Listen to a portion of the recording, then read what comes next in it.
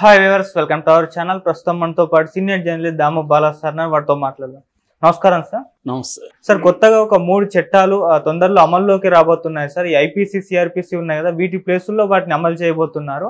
అయితే కొత్తగా రాబోయే చట్టాలు ఎలా ఉన్నాయి, వీటిలో ఉన్న పాజిటివ్ అంశాలు ఏంటి, నెగిటివ్ అంశాలు ఏంటి?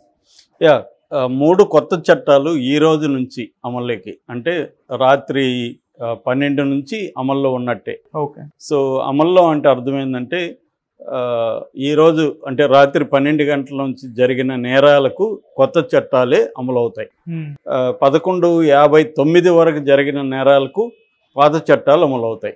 అంటే నేరం జరిగిన టైము అనేది ఇక్కడ ఇంపార్టెంట్, కంప్లైంట్ ఇచ్చింది కాదు. అంటే ఫర్ ఎగ్జాంపుల్ నిన్న 11:30కి హత్య జరిగింది, మార్నింగ్ వెళ్ళి కంప్లైంట్ ఇచ్చారు. ఈ కేసుకి ఏ చట్టం అమలవుతుంది అనే దగ్గర అయితే ఇప్పటికి కూడా లాయర్లలో కన్ఫ్యూజన్ అయితే ఉంది. ఎక్కువ మంది అయితే ఏం చెప్తున్నారంటే నేరం జరిగిన టైమే ఇంపార్టెంట్, కంప్లైంట్ ఇచ్చిన టైం కాదు అని అంటున్నారు. మరి అది కోర్టులే తేల్చాలి ఈ కన్ఫ్యూజన్ని. ఇదైతే కన్ఫ్యూజన్. ఏదేమైనా ఈ రోజు నుంచి 3 చట్టాలు వస్తున్నాయి. ఈ 3 కూడా క్రిమినల్ చట్టాలు. ఈ 3 చట్టాలు ఏవి, ఆ మార్పులు ఏం చేశారు, ఎందుకు అసలు కొత్త చట్టాలు అవసరం ఏంటి అనే విషయాలు మనం చూద్దాం.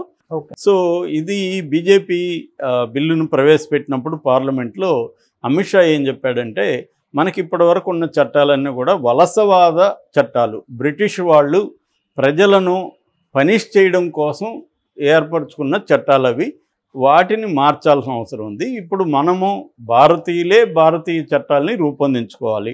మనకు ప్రజల్ని పనిష్ చేయడం అనేది ఉద్దేశం కాకుండా న్యాయం జరగడం, బాధితులకి న్యాయం జరగడం అనేది ప్రధాన ఉద్దేశంగా ఉండాలి. న్యాయం అంటే జస్టిస్ సెంట్రిక్గా ఉండాలి, పనిష్మెంట్ సెంట్రిక్గా చట్టాలు ఉండకూడదు. అందుకని వలసవాద అంటే, వలస అంటే అప్పట్లో బ్రిటిష్ వాళ్ళు మనల్ని కలోనియల్ రూల్ అంటారు, దాన్ని వలసవాద పరిపాలన.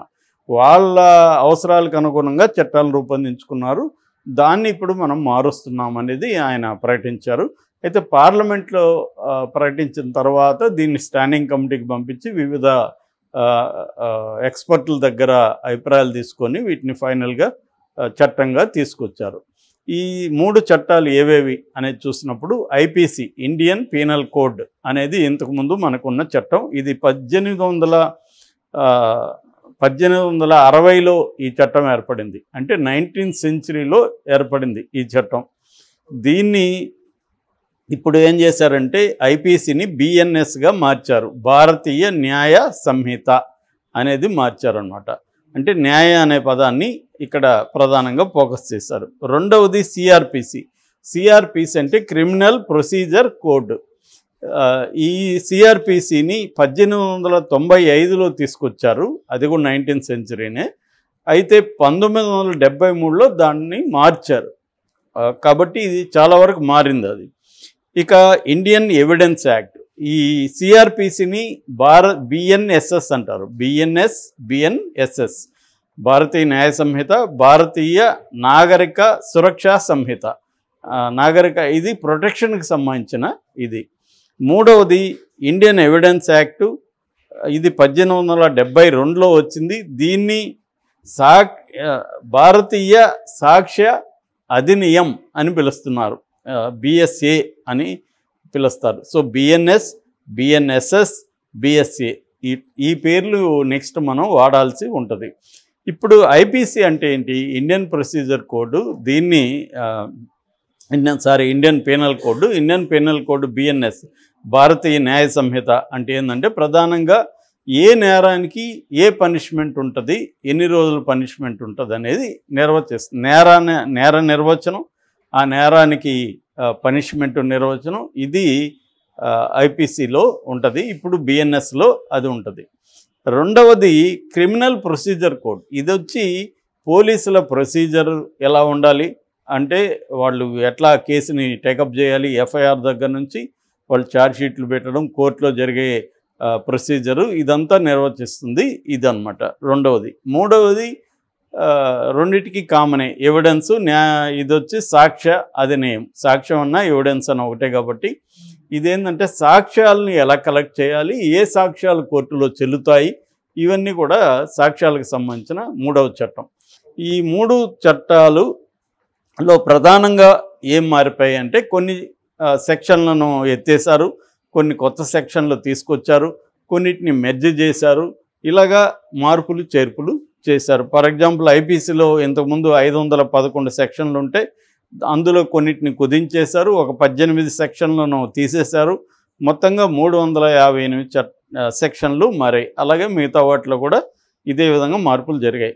అయితే ప్రధానంగా మార్పులు ఏమున్నాయి అనేది చూసినప్పుడు నెంబర్ 1 కేస్ జడ్జిమెంట్స్ ట్రయల్ తర్వాత ఒక కేసులో జడ్జిమెంటు అనేది ట్రయల్ తర్వాత 45 రోజుల్లో ఇచ్చేయాలి. ఇప్పుడు ఏంటంటే ట్రయల్ అయిపోయినా కూడా జడ్జిమెంట్లు లేట్ అవుతున్నాయి. ఈ ఆలస్యాన్ని నివారించడం కోసం చట్టంలో మార్పు తీసుకొచ్చారు. సో ఒక ట్రయల్ అయిపోయినాక 45 రోజుల్లో జడ్జిమెంట్ వచ్చేయాల్సిందే. దానివల్ల క్విక్గా జడ్జిమెంట్స్ వస్తాయి. రెండవది ఫస్ట్ హియరింగ్ తర్వాత 60 రోజుల్లో ఛార్జ్షీట్లు పెట్టాలి. ఇప్పుడు మనం చూస్తున్నాం అనేక కేసుల్లో ఏళ్ల తరబడి ఛార్జ్షీట్లు పెట్టట్లేదు. ఫర్ ఎగ్జాంపుల్ ఇప్పుడు వివేకానంద రెడ్డి హత్య కేసు ఉంది, ఫైనల్ ఛార్జ్షీట్ ఇప్పటి వరకు వేయలేదు, అనుబంధం అని నెట్టుకుంటూ వస్తున్నారు. అట్లాగే ఢిల్లీ లిక్కర్ స్కాము అది అంతే. కాబట్టి ఇట్లాంటివి అరికట్టడం కోసం 60 రోజుల లోపల ఫస్ట్ హియరింగ్ అయినాక 60 రోజుల లోపల ఫైనల్ ఛార్జ్షీటు తీసుకురావాలి. అట్లాగే విట్నెస్లకు సంబంధించి సాక్షులకు సంబంధించి విట్నెస్ ప్రొటెక్షన్ ప్రోగ్రామ్ అనేది వెస్ట్లో అమెరికా లాంటి దేశాల్లో ఉంది, మన దేశంలో లేదు. దాన్ని తీసుకొచ్చారు. అంటే సాక్షుల్ని గవర్నమెంటే ప్రొటెక్ట్ చేస్తుంది. ఏదన్నా క్రిమినల్లో ఇప్పుడు సాక్షులు భయపడే పరిస్థితి ఉంటుంది కదా, ఆ భయం లేకుండా ప్రభుత్వమే వాళ్ళకి సెక్యూరిటీ ప్రొవైడ్ చేస్తుంది. దీన్ని ప్రొటెక్షన్ ప్రోగ్రామ్ అంటారు. అంటే వాళ్ళ కంట్రోల్లో వీళ్ళు పెట్టుకుంటారు. ఓకే, ఇది ఒకటి. రెండవది రేప్ విక్టిమ్స్, అత్యాచారానికి గురైన లైంగిక అత్యాచారానికి గురైన బాలికలు కావచ్చు, స్త్రీలు కావచ్చు, వాళ్ళ దగ్గర స్టేట్మెంట్లు తీసుకోవాలంటే ఖచ్చితంగా మహిళా పోలీస్ అధికారులు తీసుకోవాలి. అది కూడా వాళ్ళ పేరెంట్స్ కానీ గార్డియన్ సమక్షంలోనే తీసుకోవాలి అనేది కూడా ఇక్కడ రూల్స్ తీసుకొచ్చారు. మూడవది కొత్త మహిళలు పిల్లలకు సంబంధించి ఒక కొత్త చాప్టర్ని ఇంట్రడ్యూస్ చేశారు. ఇందులో ఏముందంటే పిల్లల్ని ఆడపిల్లల్ని అమ్మడం కొనడం నేరం, ఆడపిల్లలైనా మగపిల్లలైనా అమ్మడం కొనడం నేరం. అట్లాగే మైనర్స్ మీద గ్యాంగ్ రేప్ కానీ చేస్తే దానికి డెత్ పెనాల్టీ కూడా వేశారు. అది డెత్ పెనాల్టీ కావచ్చు లేదా యావజ్జీవ కారాగార శిక్ష కావచ్చు. తర్వాత ఒక అమ్మాయిని నేను పెళ్లి చేసుకుంటాను అనే అమ్మాయితో సంబంధం పెట్టుకొని పెళ్లి చేసుకోకపోతే సివియర్ పనిష్మెంట్ ఉంటుంది. ఇది కొత్తగా యాడ్ చేశారు. అంటే ఫాల్స్ ప్రామిసెస్ చేసి అమ్మాయిలతో అఫైర్ పెట్టుకోవడం అనేది నేరంగా, సీరియస్ నేరంగా దీంట్లో చేర్చారు. అట్లాగే విక్టిమ్స్, ముఖ్యంగా మహిళలు కానీ చిల్డ్రన్ ఏదైనా కేసులో విక్టిమ్ వాళ్ళ మీద దాడులు జరిగినప్పుడు ఏ ప్రైవేట్ హాస్పిటల్కి వెళ్ళినా కూడా వీళ్ళు నో చెప్పకూడదు. వాళ్ళు ఖచ్చితంగా ఇమ్మీడియట్గా వాళ్ళకి ట్రీట్మెంట్ అందివ్వాలి. అది ప్రైవేట్ హాస్పిటల్ కానీ గవర్నమెంట్ హాస్పిటల్ కానీ అది మ్యాండేటరీ చేశారు, కంపల్సరీ అన్నమాట. అట్లాగే 90 days లోపల వాళ్ళ కేసు ఫైనల్ చేయాలి వాళ్ళ మీద దాడులు జరిగినప్పుడు. అంటే ఉమెన్కి చిల్డ్రన్కి అత్యంత ఇంపార్టెన్స్ ఈ చట్టంలో ఇచ్చారు. ఇక అక్యూజ్డ్ కావచ్చు లేదా విక్టిమ్ కావచ్చు, ఒక కేసు నేరంలో నేరం చేసిన వ్యక్తి కావచ్చు, నేరానికి గురైన వ్యక్తి కావచ్చు, ఇద్దరికి కూడా ఎఫ్ఐఆర్ ఇవ్వాలి, తర్వాత పోలీస్ రిపోర్ట్ ఇవ్వాలి, ఛార్జ్షీట్ ఇవ్వాలి, స్టేట్మెంట్లు ఇవ్వాలి, కన్ఫెషన్ రిపోర్ట్లు ఇవ్వాలి. ఇవన్నీ కూడా అవి రెడీ అయిన 14 రోజుల లోపల ఇవ్వాలి. అట్లాగే కోర్టులు 2 అడ్జర్న్మెంట్లో మాత్రమే వేయాలి, ఇష్టం వచ్చినట్టు పోస్ట్పోన్ చేయడానికి వీలు లేదు. అదొక మార్పు. అట్లాగే అన్నిటికంటే ఇంపార్టెంట్ మార్పు జీరో ఎఫ్ఐఆర్ అనేది ఆల్రెడీ కొన్ని స్టేట్స్లో ఉంది. ఫర్ ఎగ్జాంపుల్ మన తెలంగాణ, ఆంధ్రాలో జీరో ఎఫ్ఐఆర్ ఉంది. జీరో ఎఫ్ఐఆర్ అంటే అర్థమైందంటే మామూలుగా నేరం జరిగిన ప్లేస్లోనే పోలీస్ స్టేషన్లో కంప్లైంట్ ఇవ్వాలనేది ఇంతకు ముందు ఉండింది. అంటే ఇప్పుడు మనం ఒక దగ్గర నేరం జరిగింది, మనం వెళ్ళి వేరే ఇప్పుడు ఎక్కడో జూబ్లీ హిల్స్లో నేరం జరిగింది, పంజాగుట్టలో కంప్లైంట్ ఇచ్చామనుకో, మనది పంజాగుట్ట మనకు అనుకూలం అని వాళ్ళు తీసుకోరు. ఎందుకంటే ఇది మా పరిధిలో లేదండి, మీరు జూబ్లీ హిల్స్కి వెళ్ళండి అంటారు. సో మళ్ళీ నేరమేమో అక్కడ జరిగింది, మనమేమో పారిపోయి వచ్చాము, తప్పించుకొని ఇక్కడికి వచ్చాము, మళ్ళీ అక్కడికి వెళ్ళాలి. సో ఇది అందువల్ల చాలామంది అంటే ఇవ్వలేకపోతున్నారు. అందుకని ఏం చేశారంటే ఏ పోలీస్ స్టేషన్లో ఇచ్చినా కంప్లైంట్ తీసుకోవాలి, ఎఫ్ఐఆర్ రాయాలి. దీన్ని 0 ఎఫ్ఐఆర్ అంటారు. తర్వాత సంబంధిత పోలీస్ స్టేషన్కి వీళ్ళు పంపించాలి. ఇది ఇప్పుడు దేశవ్యాప్తంగా మ్యాండేటరీ ఈ చట్టంలో చేశారు. అట్లాగే దానికి అడిషనల్గా ఎలక్ట్రానిక్ ఎఫ్ఐఆర్ కూడా పెట్టారు. ఎలక్ట్రానిక్గా కూడా మనం కంప్లైంట్ చేయొచ్చు. దానికి యాప్స్ వస్తున్నాయి, ఆల్రెడీ యాప్స్ రెడీ అయిపోయినాయి, యాప్స్ అందుబాటులో ఉన్నాయి. యాప్లో కూడా మనం కంప్లైంట్ ఇస్తే నమోదు చేసుకోవాలి. వితిన్ 15 days లోపల వాళ్ళు దాని మీద చర్య తీసుకొని కూడా దాన్ని మనకు తెలియజేయాలి. అట్లాగే అరెస్ట్ అయిన పర్సన్, ఇంతకుముందు ఇప్పుడు మనల్ని ఎవరో పోలీసులు తీసుకెళ్తారు, మన ఫోన్ లాక్కుంటారు, మనం ఇంకెవరికి ఇన్ఫామ్ చేయడానికి లేదు, అలా ఉంటుంది. కానీ ఇప్పుడు ఈ చట్టంలో ఏంటంటే అరెస్ట్ చేసిన తర్వాత నిన్ను ఎందుకు అరెస్ట్ చేసామని పోలీసులు చెప్పాలి. అట్లాగే వాళ్ళ ఫోన్ లాక్కోకూడదు, వాళ్ళ ఫోన్ వాళ్ళకి ఇచ్చి వాళ్ళు ఎవరినైనా కాంటాక్ట్ చేసే హక్కు కూడా వాళ్ళకి ఇచ్చారు. వాళ్ళకి ఫ్రెండ్స్కి కావచ్చు, బంధువులకు కావచ్చు కాంటాక్ట్ చేసి నన్ను ఇలా పోలీసులు అరెస్ట్ చేశారు, మీరు రండి అని హెల్ప్ కోరే అవకాశం విక్టిమ్కి కూడా ఇచ్చారు. అట్లాగే సీరియస్ అఫెన్సెస్ జరిగినప్పుడు ఫోరెన్సిక్ టీం అనేది ఖచ్చితంగా క్రైమ్ సీన్ దగ్గరికి రావాలి. వచ్చి ఫోరెన్సిక్, ఇప్పుడేం జరుగుతుంది, అక్కడ ఉన్న బ్లడ్ కావచ్చు, ఇంకోటి కావచ్చు కలెక్ట్ చేసి దాన్ని ఫోరెన్సిక్ సైన్స్ ల్యాబ్కి పంపిస్తున్నారు. ఇప్పుడు అట్లా కాకుండా ప్రతి పోలీస్ స్టేషన్కి అనుబంధంగా ఒక ఫోరెన్సిక్ టీము, జిల్లాలో ఒక 3-4 ఫోరెన్సిక్ టీములను పెడతారు. వీళ్ళు క్రైమ్ జరిగినప్పుడు వీళ్ళు కూడా వెళ్ళిపోయి అవన్నీ సిస్టమేటిక్గా అంటే కలెక్షన్లోనే సైంటిఫిక్గా కలెక్ట్ చేసుకోవాలి, ఎక్కడ డ్యామేజ్ జరగకుండా. అది ఒకటి పెట్టారు. అంటే నేరాన్ని నిరూపించడానికి నేర పరిశోధనలో ఒక మోడర్నైజేషన్ తీసుకురావడానికి కొన్ని చర్యలు చేశారు. అట్లాగే టెర్రరిస్ట్ అనే దానికి సపరేట్గా ఇప్పటివరకు చట్టాల్లో లేదు. సపరేట్ ఉపా లాంటిది, అంతకుముందు టాడా లాంటి చట్టాలు, ప్రత్యేక చట్టాలు ఉండేవి. ఇప్పుడు అట్లా కాకుండా టెర్రరిజాన్ని కూడా దీంట్లో యాడ్ చేశారు. టెర్రరిస్టులకు సంబంధించిన సెక్షన్లు కూడా పెట్టారు. అట్లాగే దీంట్లో ఇంకొక ప్రధానమైన మార్పు ఏమంటే సెడిషన్.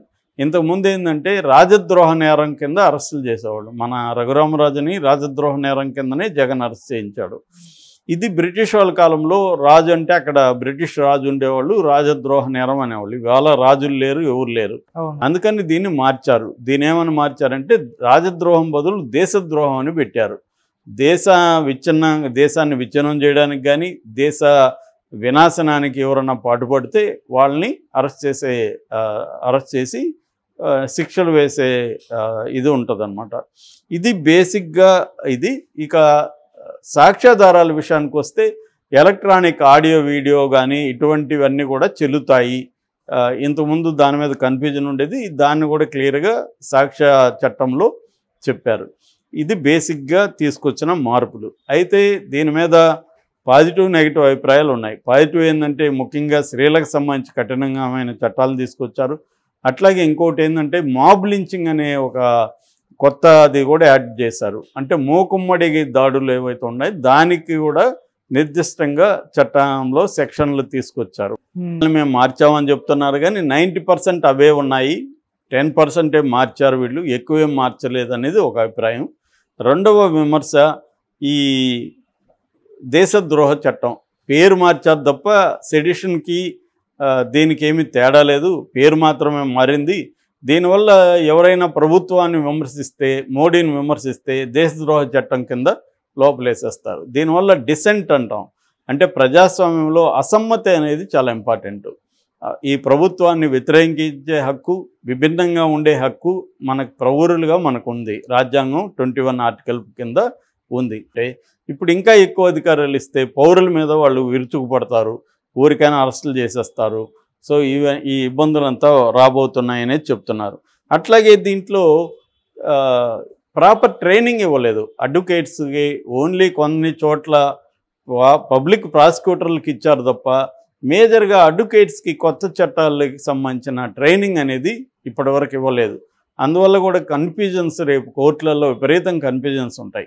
అట్లాగే గత చట్టాలకు సంబంధించి ఆయన పేరుకి వలస చట్టాలే కానీ విపరీతమైన మార్పులు వచ్చేసాయి. ఎందుకంటే సుప్రీంకోర్టు దగ్గర నుంచి అనేక కోర్టులు ఆ చట్టాలను వ్యాఖ్యానించి మార్పులు వచ్చాయి. ఆ చట్టాలను ఉల్లంఘించి పలాని సుప్రీంకోర్టు ఈ కేసులో ఇలా చెప్పింది చూడండి అని కింది కోర్టుల్లో లాయర్లు వాదిస్తుంటారు. అలాగే మార్పులు వచ్చాయి. ఇప్పుడేమో ఈ కొత్త చట్టాలని ఎలా అర్థం చేసుకోవాలి, ఈ కొత్త చట్టాలకు వ్యాఖ్యానాలని గతంలో ఇచ్చిన వ్యాఖ్యానం దీనికి అప్లై అవుతుందా లేదా, ఈ కన్ఫ్యూజన్ అంతా కోర్టులో ఉండబోతుంది. ఇది గత కొంతకాలంగా ఒక 5-10 ఏళ్ళ వరకు ఈ చట్టాలు నలిగే వరకు కూడా విపరీతమైన కన్ఫ్యూజను, గందరగోళము, దీన్ని ఊరు ఎలా అర్థం చేసుకోవాలి, ఈ కన్ఫ్యూజన్ అంతా ఉండబోతుంది. ఎందుకంటే జడ్జిలకి దీని మీద ట్రైనింగ్ లేదు, లాయర్లకు ట్రైనింగ్ లేదు, ఈ కన్ఫ్యూజన్ అంతా ఉండబోతుంది అనేది దీని మీద విమర్శ.